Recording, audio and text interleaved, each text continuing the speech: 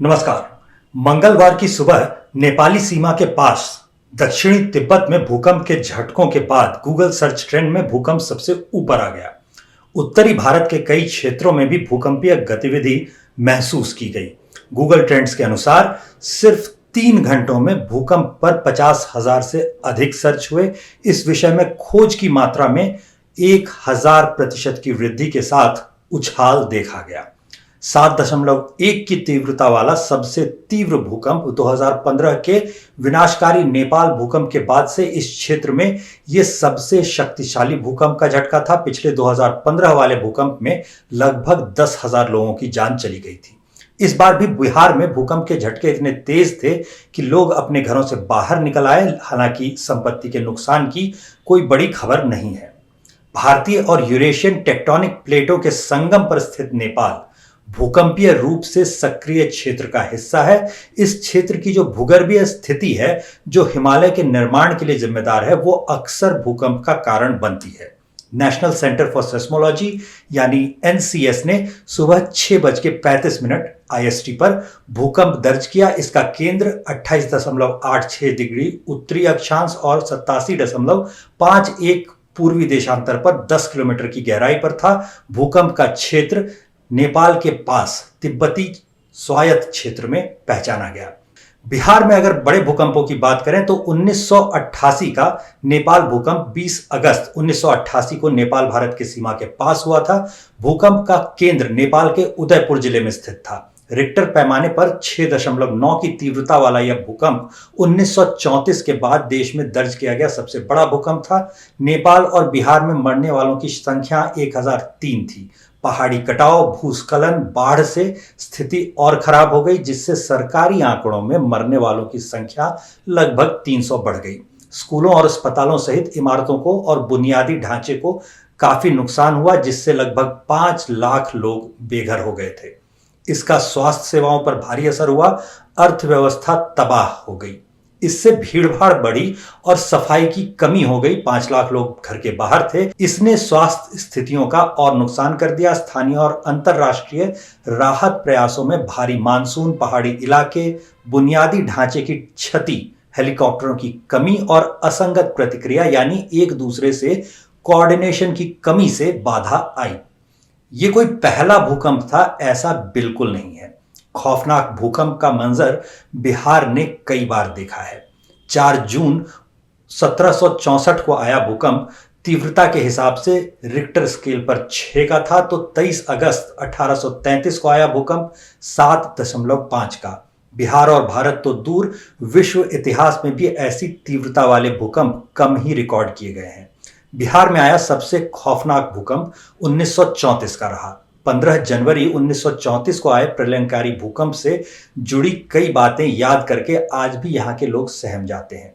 Richter scale पर तब उसकी तीव्रता 8.4 बताई गई थी और अब गांव और शहरों में उस उम्र के लोग शायद ही बचे हैं जो उसकी बात बता पाए, लेकिन कहानियां और दस्तावेजों से जो उसकी भयावहता होती है वो स्पष्ट महसूस की जा सकती है। जीएसआई ने अपने अध्ययन में पाया कि बिहार में भूकंप का सबसे अधिक प्रभाव मुजफ्फरपुर, दरभंगा और मुंगेर जैसे जिलों में रहा है। आधिकारिक रिपोर्ट के मुताबिक 1934 के भूकंप की वजह से 7,253 लोगों की मौत हुई। करीब 3400 वर्ग किलोमीटर का इलाका ऐसा रहा जिस पर भूकंप का सबसे गंभीर असर पड़ा। उत्तर बिहार का राजनगर शहर तो पूरा खंडहर में बदल गया और आज भी इसे खंडहरों का शहर ही कहा जाता है। इस भूकंप ने देश के सर्वश्रेष्ठ जो 3 महल थे उनमें से एक राजनगर का रामेश्वर विलास पैलेस जो था उसे पूरी तरह ध्वस्त कर दिया। बिहार का हर जिला भूकंप की जद में होता है। 38 में से 8 जिले तो जोन 5 में हैं, जो सबसे खतरनाक माना जाता है। 22 जिले ऐसे हैं जो जोन 4 में हैं, वहां पर ऊंची इमारतों के निर्माण पर रोक लगी हुई रहती है। सिर्फ 8 जिले ऐसे हैं जो जोन 3 के अंदर आते हैं। इसलिए आज बिहार को बेहतर और कारगर आपदा प्रबंधन की जरूरत है। भूकंप को नजरअंदाज करके ऊंचे भवनों का निर्माण करना बिहार में सीधे सीधे तबाही को आमंत्रण देने जैसा है। अगर आपदा प्रबंधन की वेबसाइट पर देखेंगे तो सुरक्षित निर्माण कैसे करें इसके तरीके बताए गए हैं। बांस से निर्माण हो या ईंट से मकान बनाया जा रहा हो, दोनों के तरीके मिल जाएंगे। आम लोग उससे सीख सकते हैं। नीचे डिस्क्रिप्शन में उसका लिंक दिया हुआ है, आप चाहें तो उसे देख सकते हैं। सरकारी स्कूलों में अब एक सुरक्षित शनिवार मनाया जाता है। इस दिन बच्चों को आपदा से सुरक्षित रहना सिखाया जाता है। बच्चों को जो बिहार की भौगोलिक स्थिति है उसके बारे में बताया जा सकता है। बाढ़ और भूकंप जैसी प्राकृतिक आपदाएं यहां आएंगी ही।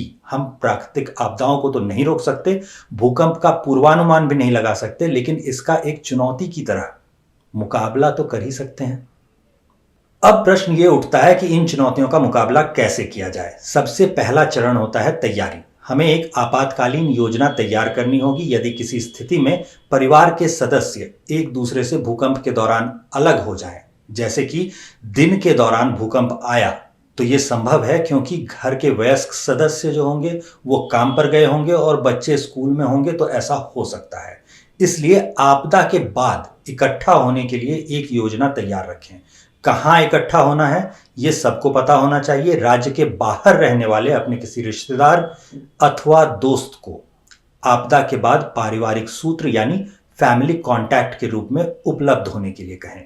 अक्सर दूर स्थित व्यक्ति से बात करना आसान होता है। सुनिश्चित करें कि परिवार के हर व्यक्ति के पास संपर्क सूत्र, कॉन्टैक्ट पर्सन का नंबर, नाम, पता, फोन नंबर सब कुछ हो। अपने ही आस पड़ोस के किसी व्यक्ति को अगर आपदा के बाद का पारिवारिक सूत्र बनाएंगे, कॉन्टैक्ट पर्सन बनाएंगे, तो संभव है कि वो स्वयं भी उसी आपदा में फंसा हो और मदद ना कर सके। इसीलिए दूर कहीं दूसरे राज्य में रहने वाले को पारिवारिक सूत्र, फैमिली कॉन्टैक्ट बनाया जाता है। पंचायत, ग्राम सभा या शहरों के वार्ड के स्तर पर अपने समुदाय को तैयार रहने में मदद करना शुरू करना होगा। गौर कीजिए कि अपने स्थानीय अखबार में एक विशेष खंड जिसमें भूकंप, बाढ़ जैसी आपदाओं पर चेतावनी या सूचना उपलब्ध हो, ऐसा कम होता है। स्थानीय अखबार ऐसे अंश छापें, इसका प्रयास भी शुरू कर सकते हैं। स्थानीय जो आपातकालीन सेवा है, कार्यालयों, अस्पतालों के जो फोन नंबर हैं, उन्हें व्हाट्सएप और सोशल मीडिया के जरिए आप स्वयं प्रकाशित कर सकते हैं, कर दीजिए। सूचना को स्थानीय स्तर पर फैलाने पर ध्यान दें। घर के खतरों का पता लगाने के लिए साप्ताहिक श्रृंखलाओं का संचालन किया जा सकता है। एक दिन गांव के लोग निकलें और 2, 4, 10 घरों को देखाएं। दिव्यांग व्यक्तियों जैसे कि मूक बधिर या फिर दृष्टिहीन, शारीरिक कोई विक्षमता हो, अपंग हो, इनके लिए एक विशेष रिपोर्ट तैयार करने के लिए स्थानीय आपातकालीन सेवाओं और अधिकारियों, कर्मचारियों के साथ इस विषय पर बात कीजिए कि भूकंप के दौरान उनके लिए क्या किया जाए। घर में भूकंप से निपटने के लिए ड्रिल का संचालन करने का प्रयास कीजिए, कवायदें कीजिए। सरकारी विद्यालयों में जो सुरक्षित शनिवार मनाया जाता है, उनकी मदद लीजिए। अपने समुदाय में अपनी जानकारी को भवन निर्माण संहिताओं, पुनर्निर्माण या पुनः मरम्मत का जो कार्यक्रम होता है उनमें खतरों के बारे में पता लगाने, आस पड़ोस या परिवार के लिए आपातकालीन योजनाओं को बनाने में प्रयोग करने के लिए मिलजुल कर काम करने में आप प्रयोग कर सकते हैं। समुदाय के स्तर पर हमारे पास तैयारी बहुत कम होती है, इसे हम लोगों को स्वयं ही बदलना और सुधारना तो पड़ेगा। अब सवाल यह है कि भूकंप के दौरान क्या करें। भूकंप के दौरान जितना संभव हो उतना सुरक्षित रहें। इस बात के प्रति सतर्क रहें कि कौन से भूकंप वास्तव में इसकी पूर्व चेतावनी देने वाले भूकंप के झटके होते हैं और बाद में बड़ा भूकंप भी आ सकता है। भूकंप के पहले कुछ झटके आ सकते हैं और भूकंप के बाद आफ्टर शॉक भी आ सकते हैं। धीरे धीरे कुछ कदमों तक सीमित हलचल करें जिससे पास में किसी सुरक्षित स्थान पर पहुंच सकें और भूकंप के झटकों के रुकने पर घर में तब तक रहें जब तक कि आपको ये सुनिश्चित न हो जाए कि बाहर निकलना सुरक्षित है। आप यदि घर के अंदर हों तो जमीन पर झुक जाएं, किसी मजबूत मेज या फर्नीचर के किसी हिस्से के नीचे शरण लें और तब तक मजबूती से किसी चीज को पकड़कर बैठे रहें जब तक कि भूकंप के झटके पूरी तरह रुक न जाएं। यदि आपके पास कोई मेज या डेस्क न हो तो अपने चेहरे और सिर को अपने बाजुओं से ढक लें और बिल्डिंग के किसी कोने में झुककर बैठ जाएं। किसी आंतरिक दरवाजे के लिंटन, जिसको लेंटर कहते हैं अक्सर आम बोलचाल की भाषा में, किसी कमरे के कोने में, किसी मेज के नीचे, कुछ ना मिले तो किसी पलंग के नीचे रुककर अपने आप को बचाएं। शीशे, खिड़कियों, दरवाजों और दीवारों से दूर रहें। या ऐसी कोई भी चीज जो गिर सकती हो, जैसे कि झाड़ फनूस जो लाइट के लिए टंगा हुआ होता है, अलमारी या फर्नीचर जो गिर सकते हो, उनसे दूर रहें। वो आपके ऊपर गिर जाएंगे, आप उसके नीचे फंस सकते हैं। भूकंप के शुरू होने पर अपने सिर को किसी तकिए से ढककर सर को बचाएं। पास के किसी सुरक्षित स्थान की ओर खिसक जाएं। शरण लेने के लिए तभी ऐसे किसी दरवाजे से निकल करके बाहर जाएं जब वो आपके निकट हो, बहुत पास हो और आप जानते हो कि ये किसी मजबूत सहारे, सपोर्ट सिस्टम वाला है और ये सशक्त है, वजन को झेल सकता है, ऐसा दरवाजा है। जब तक भूकंप के झटके न रुकें और बाहर जाना सुरक्षित न हो, तब तक अंदर रुके रहें। अनुसंधान से ये पता चलता है कि ज्यादातर चोटें तब लगती हैं जब भवन के अंदर मौजूद लोग किसी दूसरी जगह या फिर बाहर जाने का प्रयास कर रहे होते हैं। याद रखें कि बिजली कभी भी जा सकती है और स्प्रिंकलर सिस्टम जो होता है या फिर चेतावनी वाले जो फायर अलार्म होते हैं वो कभी भी चालू हो सकते हैं, बज सकते हैं। लाइट जाते ही लिफ्ट बंद हो जाएगा, आप फंस जाएंगे। इसलिए सीढ़ी इस्तेमाल कीजिए, लिफ्ट इस्तेमाल मत कीजिए। यदि आप घर के बाहर हो तो जहां हो वहां से आप न हिलें। बिल्डिंग से दूर रहें। पेड़ों, स्ट्रीट लाइट, बिजली, टेलीफोन आदि के तारों से दूर रहें। आप किसी खुली जगह पर हो तो वहां तब तक रुके रहें जब तक कि भूकंप के झटके रुक न जाएं। सबसे बड़ा खतरा बिल्डिंग के बाहर, निकास द्वारों और इसकी बाहरी दीवारों के पास होता है। भूकंप से संबंधित अधिकांश दुर्घटनाएं दीवारों के गिरने, टूटकर गिरने वाले कांच और गिरने वाली वस्तुओं के कारण होती हैं। अक्सर आजकल जो कई दीवारें होती हैं वो ईंट की नहीं बनाई जाती, ढलाई से बनी हुई दीवारें होती हैं। इनके गिरने पर आप इनके नीचे फंसे तो मुश्किल होगी, इसलिए दीवारों से दूर रहें। यदि किसी चलते हुए वाहन में हो तो जितनी जल्दी संभव हो सुरक्षा के साथ गाड़ी रोकें और गाड़ी में रुके रहें। बिल्डिंग, पेड़ों, ओवरब्रिज, बिजली, टेलीफोन आदि के तारों के पास या उनके नीचे रुकने से बचें। सावधानी से भूकंप रुकने के बाद आगे बढ़ें और उन सड़कों, पुलों या रैंप से बचें जो भूकंप द्वारा क्षतिग्रस्त हुए हो सकते हैं।